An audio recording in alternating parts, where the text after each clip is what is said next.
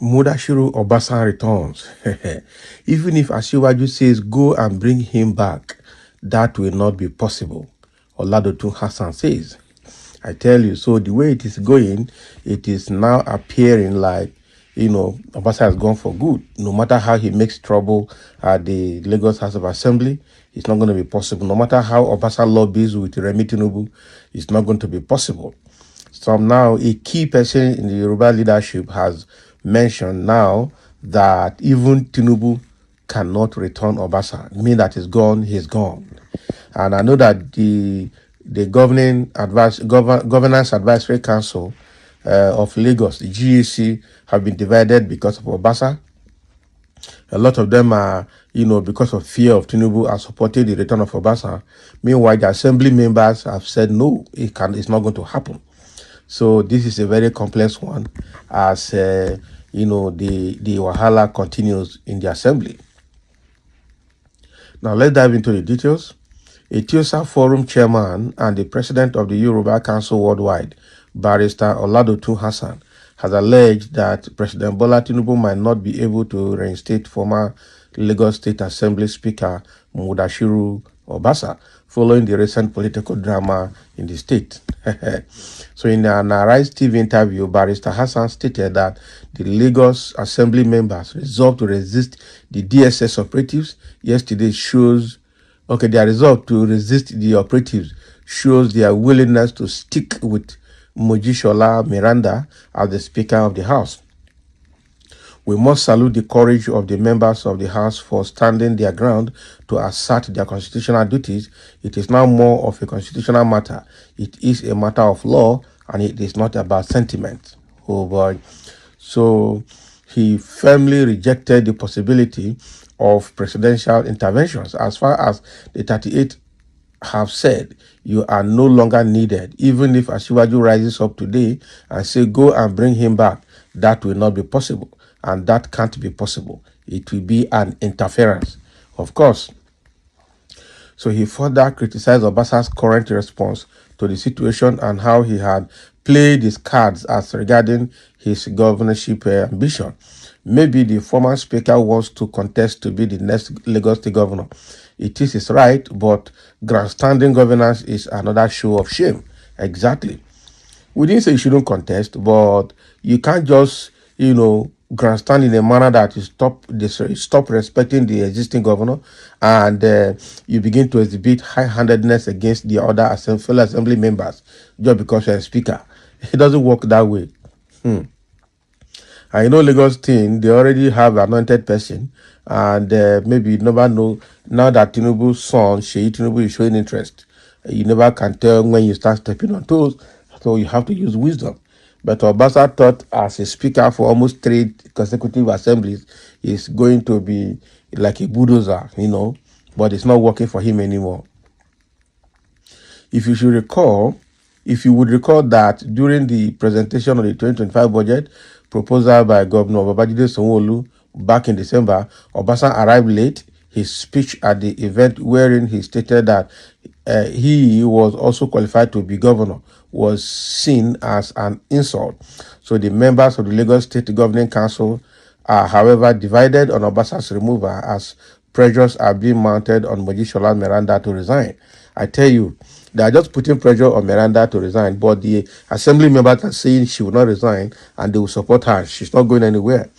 So it is obvious from the look of things, what is his name? Sanwo-Olu must be the person behind the removal of Obasa.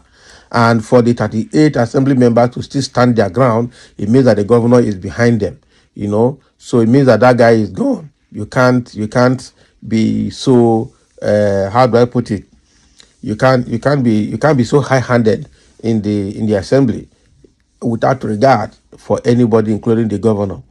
So it's gone. So no matter what the GAC will do, even the governor is a member of the GAC, Tinubu is presumably the leader of the GAC, but then the way it is right now, a lot of the GAC members are behind Tinubu or trying to support the return of Obasa because of fear of Tinubu.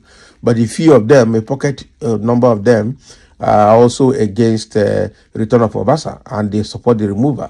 And with that group supporting the governor and supporting the 38 assembly members, Obasa'S is not going to come back. And just like Hassan is saying now, that is not a legislative matter. It's no longer a matter of presidential intervention or any form of political intervention.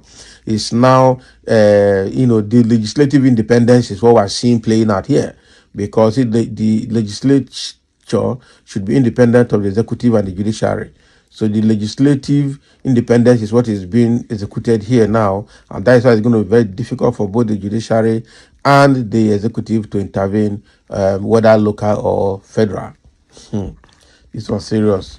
Mojishola is not going. I'm sure she will remain there because they are supporting her. No wonder she busted into tears when she saw how much support she was getting from the remaining assembly members. So somebody say overtalk. How is it overtalk? Somebody that is speaking as an insider, you see, it's overtalk. Okay, well, somebody, it is not true that Igbos are more united just because will be the best candidate and the people's choice only candidate that will deliver.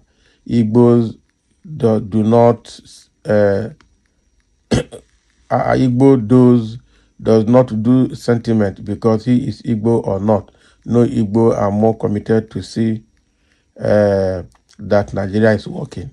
Can you imagine what is this one side writing now? Don't know what they write self. It don't make sense. What is concerning Igbo in this matter? Now we're talking about the Yorubas and we're talking about issue in Lagos Assembly. You're bringing Igbos into it. This is how people just diverting and begin to turn it to tribal sentiment. It is getting more interesting. I thought Tinubu is God of Lagos. Hassan, are you sure? Money bags politician. Abi, not be smart, all these politicians are money bags. Now I just said what he said, but by the time he gets a bigger bag or a big envelope, his words will change at the station again. Just like what is his name? Our former friend from Delta State.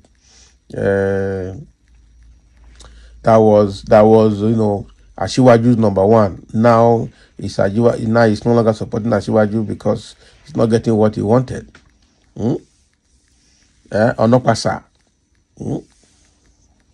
So the way it is now, from what we've heard, obviously Obasa'S is gone. I don't think anything will be done to redeem him from the hands of those lawmakers, 38 of them, that have made up their mind that Obasa must go and Obasa must go. No two ways about it. So now that DSS has taken over the assembly complex, what does that tell? What does that portend? Because from what we are hearing from Hassan, the assembly members actually resisted the DSS. But again, we heard that it was the assembly clerk that actually invited the DSS to take over the complex because Obasa is planning to return with his group, and probably that will cause breakdown of law and order. So it was a kind of precautionary step taken to ensure that there is peace in the complex. So, but with the way it is, the assembly members, they went and voted, casted vote of confidence on Mojishola, proving their support and proving that this guy will never come back. And it is settled. Before they came together to do that, I'm telling you that Obasa must have been pompous, must have been high-handed, must have been insulting them time without number, and they've been planning for him. So it was a very good opportunity to take him out, I'm telling you. Wow. So thank you for listening, and let's have your comments.